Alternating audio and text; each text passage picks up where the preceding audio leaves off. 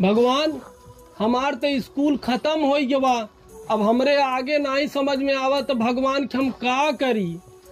केहू कहा तो बीए बीकॉम कैले, केहू कहा तो बीएड बीटीसी कैले, केहू कहा तो नहीं रे डिप्लोमा कैले, बहुत स्कोप बा। केहू कहा था बीटेक कैले, आईएएस पीसीएस कैले, केहू कहा था प्राइवेट नौकरी बहुत अच्छा होता है, केहू कहा था सरकारी कैले उमें सिक्योरिटी मिले था, मजा मजा बा, कुर्सी तोड़े के रहत खाली। अब हमरे कुछ समझ में ना आवत भगवान, हम बहुत कन्फ्यूजिया जात है। दूठे नेटवर्क मार्केटिंग वाले मिला रहन, उन्हन तो कहत रहन कि 21 साल में तू BMW से चलाई लगब, 3 लोग के जोड़ के साल भर में करोड़पति बन जाब। हम बहुत कन्फ्यूजिया गया है, प्रभु हमार मदद करे। जाना देखा प्रभु तो हूँ जानत है, नौकरी चाकरी कतौ मिलत नहीं न। जाना कितना युवा लड़का कितना हमरे जैसे पढ़ा लिखा कुल घूमत है, नौकरी चाकरी मिलत नहीं न, मतलब समझ में नहीं आवत। प्रभु हमार मदद करे।